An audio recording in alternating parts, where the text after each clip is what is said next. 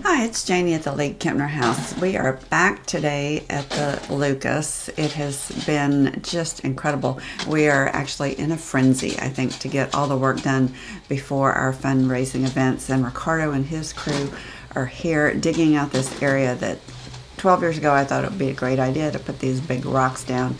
It's a nightmare. Weeds go through. You can't walk on it. So we are taking it out and breaking it in before the garden tour.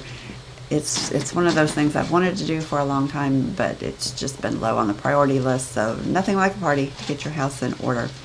But while they are starting on that, my friend Stephanie, who's on our board, and her husband Glenn have been up since 6:30. They're down for a few days helping.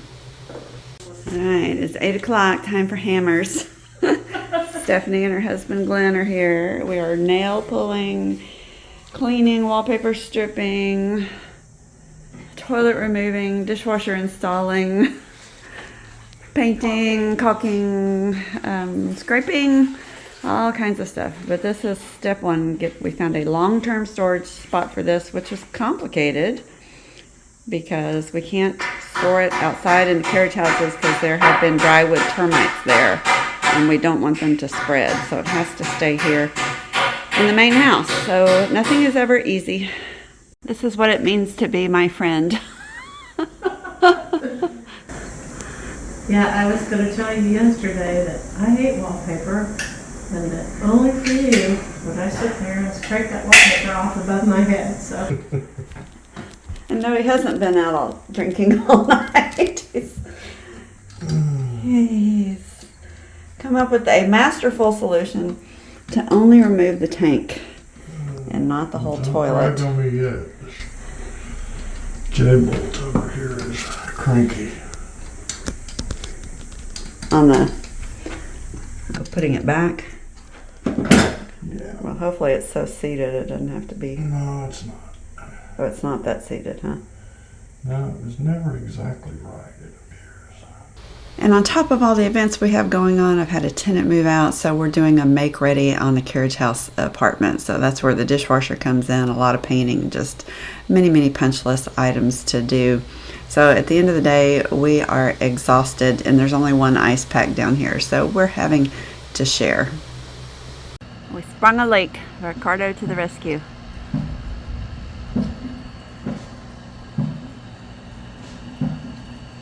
And the mighty bell.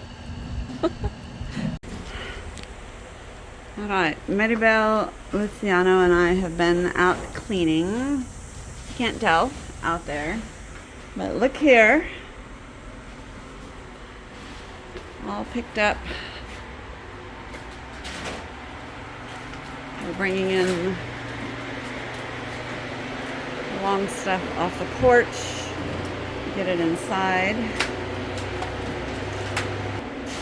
We've got all this cleaned up and cleaned out. We've got all of our treated lumber sorted. Long way to go, but it's almost time to make a run to the dump. So we're trying to utilize that trip to the dump as much as possible. Ready? Yep. I'm ready for my close-up. Oh my gosh, the problems we have with microphones. My mic did not work. Joe's did. The audio is a mess, so I'm just going to talk you through what's going on and stop for the highlights because Joe shot this through and it was about, I don't know, 35 minutes or so or more to do this project. But what's going on is, if you recall, someone tried to steal our pocket door, and when I got the house, it was laying on the floor and it weighs several hundred pounds. It takes 4 strong people to pick it up and move it. So we're at the end of a long work day.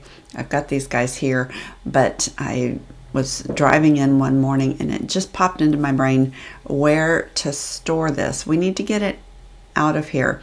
We're trying to clean up for those events and for our wedding, and I'm going to take a pause. Even leaning against the wall, it's very dangerous. Somebody could pull it over on top of themselves without too much effort. If you remember our pivot points and fulcrums and levers, and we'll talk more nerdy physics later about center of gravity. But anyway, it can't be here. And it's safest laying flat, but that won't do. It takes up so much room.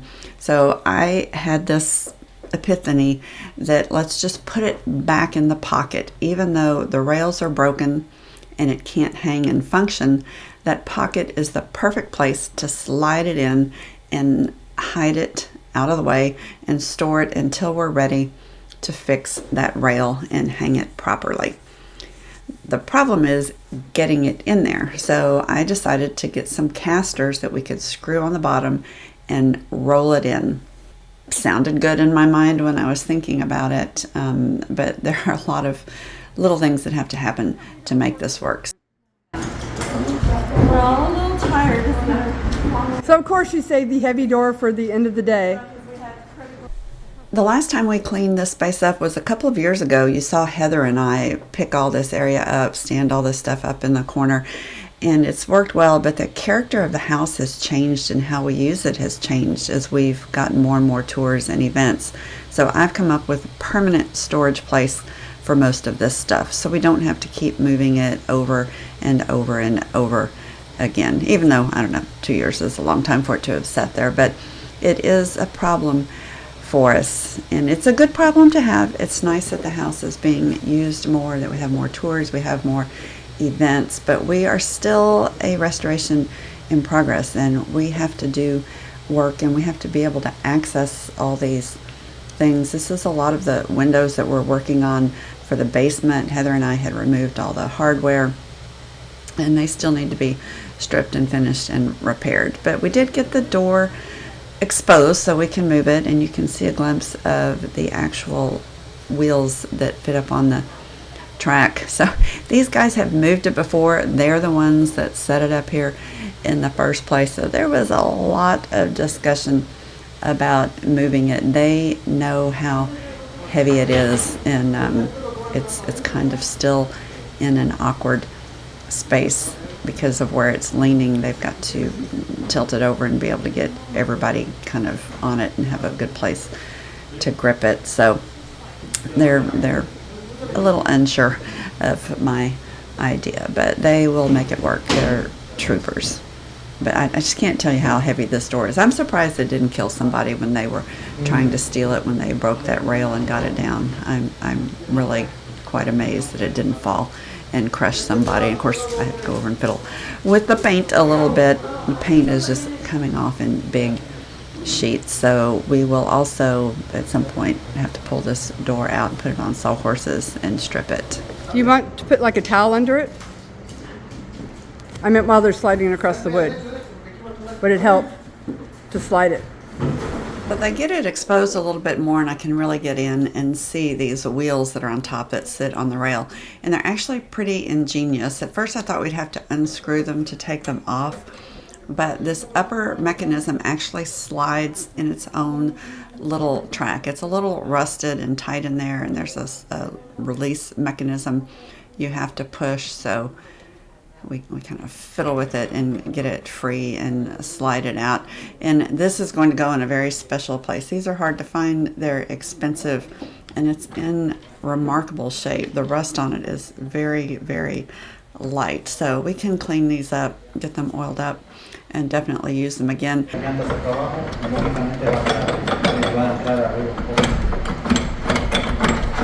Ta-da! Yay! Oh, very stable genius. Okay, so if we lay it down, we can take that off and put the wheel on. But it's the first time I can actually envision how to put the pocket door back up, that you can hang these rollers first and then slide the door on them. It'll be quite the process, but it was kind of fun to see, and we'll take a more detailed look at it at some future point when we clean it up.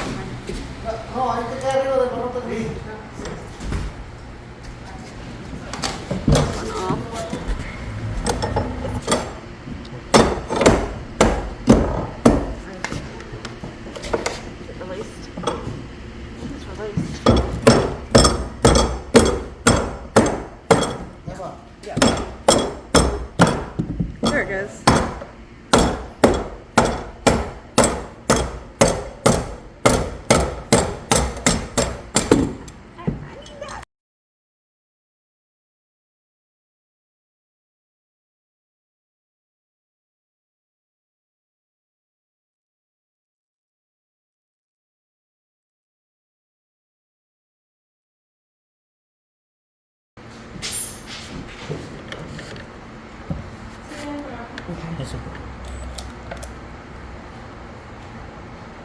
old hands in the video.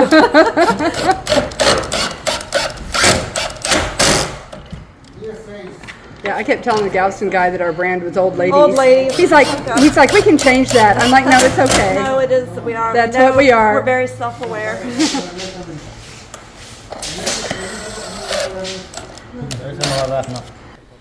So we get the wheels in and we measure, plan, think about this thing, I don't know, another 10 minutes or so and decide exactly how we're going to do everything, who's going to do what, stand where, do the door. We decide it's going to work, but it could be very, very close. And in the end, the wheels are off by about 3/4 of an inch. It's too tall to execute my master plan.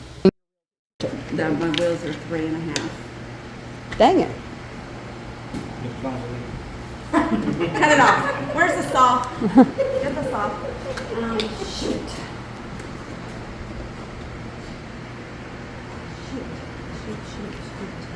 Say you just slide it without wheels.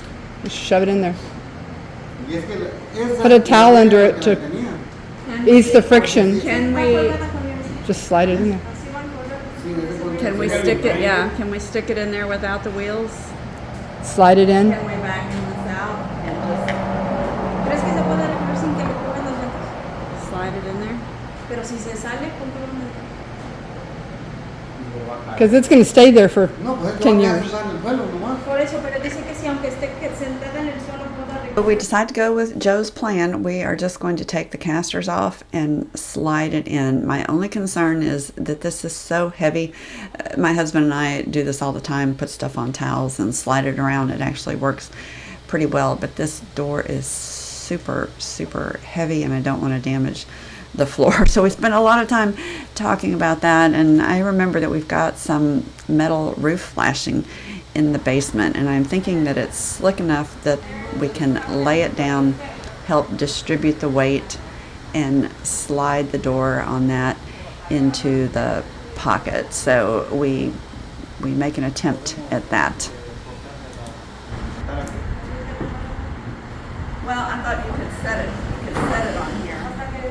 I have to say, when I conceived this idea, it seemed so simple. There was more discussion and conversation around doing this than possibly any project we have done to date with Ricardo and his guys. And I think they're actually a little afraid of the door. I just can't emphasize how heavy it is. And back to the diagram and center of gravity, because it's so tall, and if it gets, out of plumb, gravity takes hold and it gets very unwieldy to handle. So everybody wants to know exactly what's going to happen and how we're going to do it before they ever touch the door. And we have language issues. My Spanish is horrible. Their English, Maribel's is very, very good. Ricardo's is, I think they're all good. But there are nuances in how you describe things, and we just want to make sure it's okay. You can see Walter getting out of the way because it's tall enough. If it fell backward, it would come at him. So, this turned out to be quite the chore.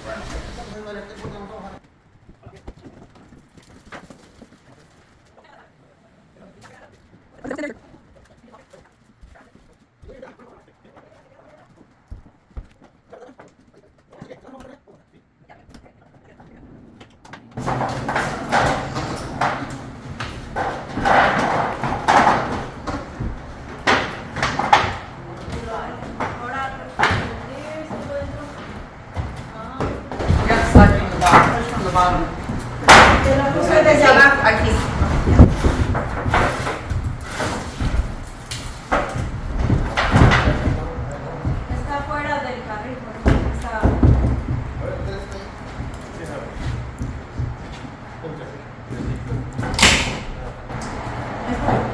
You have to push from the very bottom. Necesitan empujarla desde abajo, dice. Okay, we're going to go to one of our nerdy segments because there is so much physics going on here with trying to slide this door. And I know you guys kind of like it sometimes when we go off on our nerdy explanations. And caveat here, I'm not sure I'll get all the words right because it's always amazing to me when I go back and watch a video how many times my brain thinks I said something and I used a different word. So I apologize to any physics majors out there. Not my best subject in college, but let's pretend this little book is the door and talk about some of the qualities of it. So it is very uniform and it has a wide bottom. So where the bottom sits on the ground, there's friction. It also has a center of gravity, and it's pretty easy to calculate the center of gravity here because it's uniform. So the center of gravity is just kind of where the mass in an object is balanced, and it's hard to come up with that in an irregular shaped object, but in something uniform it's easy. So in the case of the door, the center of gravity is going to be right in the middle if you measured equally from top to bottom, and across that point will be the center of gravity. So I'm first going to use me as a demonstration. I don't have a uniform center of gravity. My center of gravity is somewhere where all the mass is, here to up here. So probably here to here. So probably somewhere right around here is my center of gravity. So actually that's not too far off center, but it's a little higher than the door would be. And I have friction with the ground with my shoes, so my force is much more concentrated because it's not spread out equally. But just pretend I'm the door. So if you want to move me by pushing on me, and you push across here with a force, my whole body doesn't just miraculously go sideways. If you came up and pushed on somebody, I'm going to hang on so I don't hit the ground. If you came up on and pushed on somebody at their shoulder height and tried to push them sideways, they would actually start tipping. They wouldn't slide, they'd fall over. And the point at which they fell over is when their center of gravity got to such a point that gravity pulls you down. So you have so many things going on. You have a linear force converting to a rotational force. Let me get my little book out and talk about it again. So the linear force is going this way, but because you have friction and you're not sliding, you end up tipping on a point. And that point you're tipping on is that pivot point or fulcrum, or in this case it's called rotational axis, but it becomes the point at which the lever comes into play and you actually tip. So when the guys are pushing here at the top of the door, they're not sliding it in, they're actually tipping it in, and we need the whole thing to slide in. So let's go back to center of gravity and what happens if you were to push on me. Like I said, I'm going to hang on, pretend like somebody's pushing me, and I'm going to use my arm as gravity pulling straight down, and let's pretend it's at the center of me going down. That's that force. We've talked about it when we've talked about the lintels on windows and all that stuff. So center of gravity is pulling down. I start tipping because somebody's pushing me at the top. Gravity continues to pull straight down. So it's no longer pulling me evenly to the ground and keeping me set in place. It's starting to aid in pulling me over.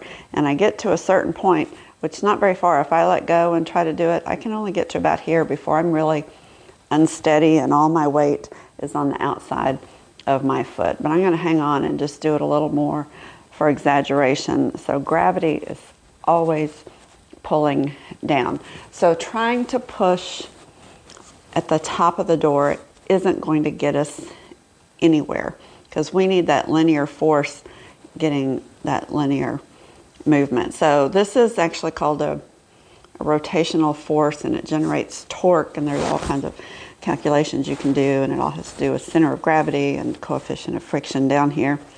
But the easiest way to get this to move is to push at the bottom and push straight across.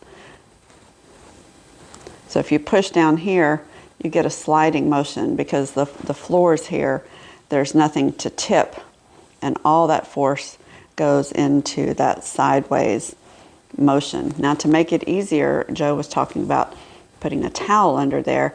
That's that friction element to make it easier to slide, because you have to break across the friction. So a towel is very helpful because it slides easier. That's what we were hoping that the metal would do, give it a uniform, slicker surface to slide on and let all that force be a sideways movement instead of up here and that tipping movement. So when you do construction, it's really helpful to understand physics and what you're doing and how things work, because you can work easier and smarter and not harder. So they could have pushed at the top of that door all day long and it would have just sat there and done this. It might have eventually wiggled itself in, but a lot of times if I'm by myself moving furniture, I'll put it on a towel, I'll sit on my bottom and use my feet to push at the very bottom so that I'm getting the maximum amount out of my force here on the bottom. So anyway, a little physics lesson for today. All right, so now that we've had our little physics lesson, you can see that I've got them getting down low and pushing much lower on the door to slide. And I should have said earlier, the flashing that we used is actually coated, so it's super slick, the side that we have the door on, again, to reduce that coefficient of friction. Problem was we got it in there and it got bent a little bit and trapped in the pocket for the door, so we had to tilt it back a little bit where it was helpful to have it tip forward and get that out of there. And then when we're done, I was pretty pleased with how it turned out. It's in there good, it can't fall out, it's safe, and it's out of the way. So mission accomplished. I'm on bottom of my shoes. Oh, there you go. Wheelies. Alright, now we'll start. Ready? Yep. These have to go under lock and key because these are very hard to find. That's cool how they slid in the bracket. So Yep. we'll soak those and clean them and oil them up. And someday they'll go back. They'll go back. Right now, they're going to go under house arrest. Up with the good stuff. Okay, so this is part of a long-term master plan. Again, we're having that wedding at the end of next March, which is now only 6 months away. Time flies, and we need all this space cleaned out. But we also have another event coming up, which is a guy he goes by the stage name Dead Edgar, who we've done a couple of poetry readings here, and he is doing 2 in October. Well, actually Halloween night, October 31st. And it would be nice to have more seating, and we have to block all this off because of all the junk we have, and I need to move this out anyway. So I thought, might as well do it now while these guys are here.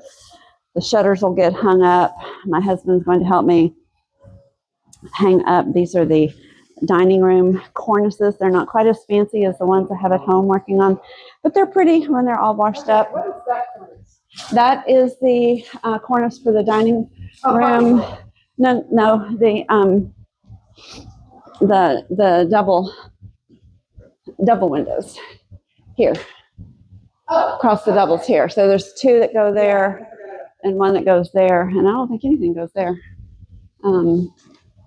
So we'll get those hung up.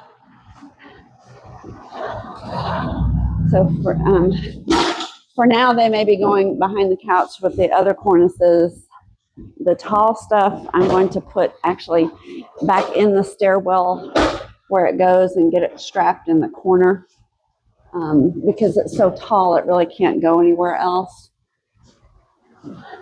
And this smaller stuff can be stacked up. This that goes down in the basement, Kelly's going to be stripping it. All those windows are basement windows. Now that we're cleaning up in the basement, they can go down, and we can just keep a couple up here, because we will keep our workstation to do work, but we won't have so much stuff up here that we can't quickly put it away when we need to. So yeah, it's looks better over here. Of course, it's all over here because we moved it over here. But it's a process.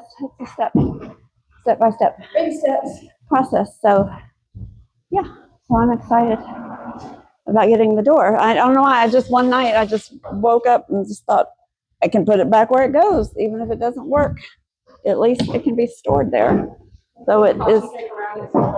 Well, they can pull on it all they want. You can hang a gorilla on this, and it's not going anywhere. So I think it's fine. But yeah, little by little, we're going to get there.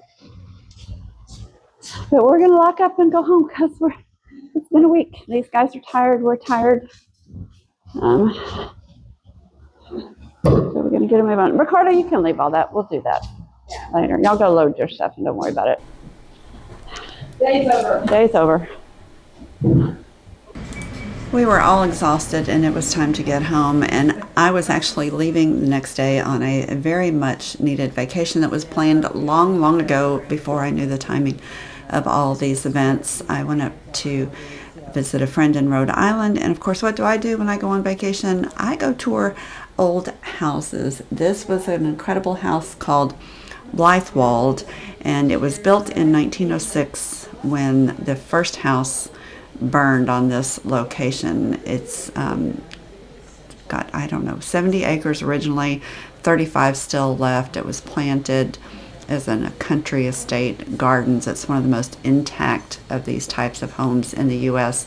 with all the original furnishings, and the gardens are still as they were designed by the original homeowner. It's just amazing, and I love touring old houses just to get an idea of how different house museums do things, how they present to the public, and how they do their restoration. So not everything is always perfectly restored, and that helps me a lot. It doesn't have to be new. It can look worn and period, like this beautiful wall covering here. It shows the use of the house and gives you a sense of the people that were there before.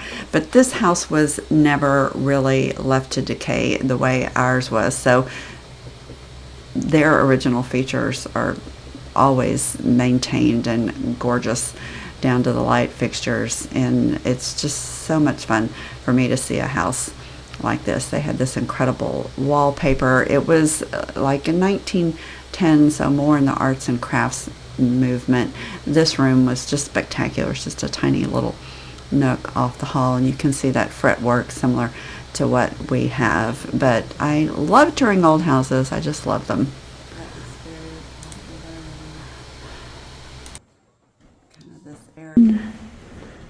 Look how beautiful this garden room is. Look at the unusual light fixture, the grapes,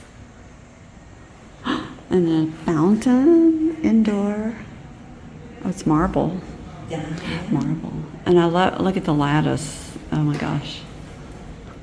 Not like the lattice you buy at Home Depot. Yeah, it's like a half-inch thick. And the windows that open, are they incredible? So our columns are better than their columns because their columns are pieced wood. You can see the seam. Ours are solid tree trunks, cypress tree trunks. Other than that, this is very fabulous compared to ours. Look at the picture of the dinner at the Cedar. I'd be in this room all the time. Yeah, that's really cool. That ceiling looks new. I bet that's been repaired. It does. I bet it was painted. I bet it had some kind of... And then look at the out. I thought these were really unusual. The spindles on their stair rail were different. They were in sets of 3, so they repeated up the stairs, and it just gave it a really interesting effect. And the way the stair was laid out and kind of switched back on itself was unusual. And of course, me and tile, I'm always looking at tile. Theirs was hand painted and just incredible. And then their bathroom was interesting to me. Sinks are very similar to the sink that we have in the half bath under the stair. They're very large, and I love the displays. We don't have any family pieces, but at some point we might be able to get some antique clothing and display, which I think would be fun. So these little vignettes were very nice. Of course, theirs are all original to the house and the family, since it only had the owner who built it and the daughter lived there before it was deeded as a museum. But this is just another look at that switchback on the staircase. Just phenomenal.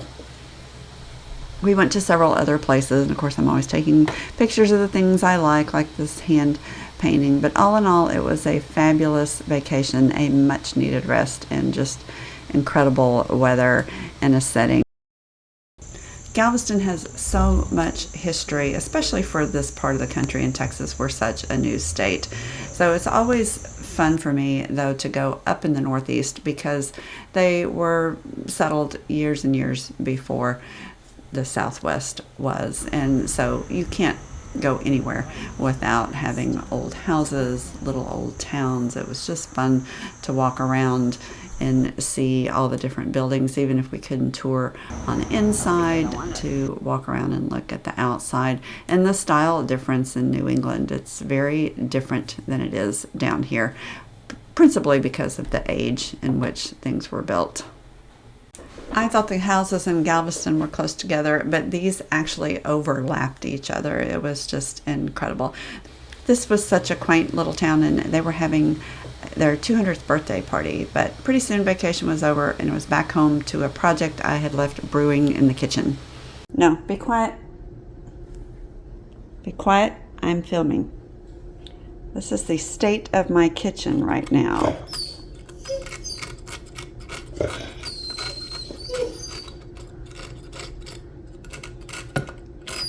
Dental tools, vinegar, and a lot of soaking. It's not food. Be shh, quiet. Yeah, we have 10,000 tiles to clean. This, oh, there we go. There we go. Yay. This is going to take a while. Alright, today I'm down in the basement by myself working on carnival games again. So this is going to be the rock monster. And I've just got plywood and cut a hole.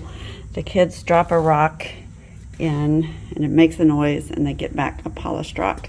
So I'm going to do some 3D relief. I found some old chicken wire down here. I went and got a $5 can of great stuff, which I'm going to have to put the camera down to open, but I'm just going to fill it up with some foam to kind of give it some texture and then paint it.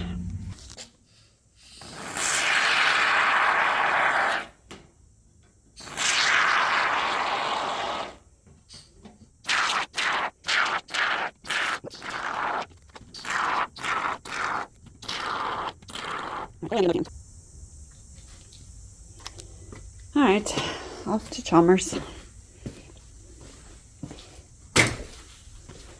You get the idea.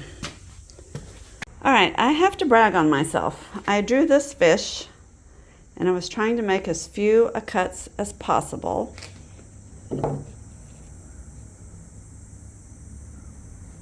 Am I good or what? I just have to repeat, make one cut for each and make more fish. So it is back to business as usual, and I am in a panic. Our carnival is 3 days away, so I am spending every night down at the Lucas trying to finish up all the last minute projects. There's always something weird, like cleaning up our finial that I don't know when it will ever get back on the roof, but it was dirty and in the basement and I don't want it to get broken, so we're going to clean it and put it upstairs. But I finally get back home and I'm greeted by that mess in my kitchen, which every time I come in I kind of track the number of days. So I should have said earlier, the mortar on here is cement based and you can't dissolve it in water because obviously concrete gets wet all the time. Look at our roads and everything else.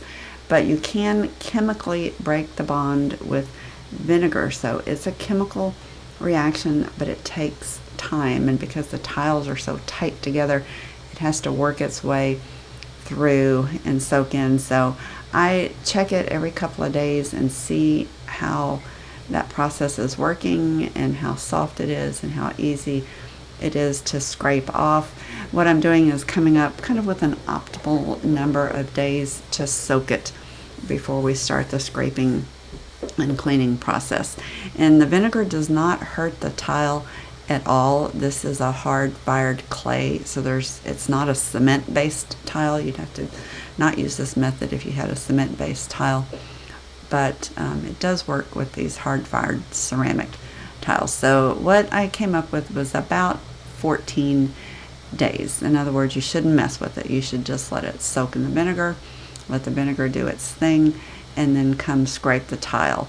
The tile's hard, but you can damage it and chip it if you work at it too much. So we're trying to find that optimal amount. And remember, as I said, we have 10,000 of these to clean. So that's going to be a lot of vinegar, but it does work well. They come out great. So we'll start that process in earnest.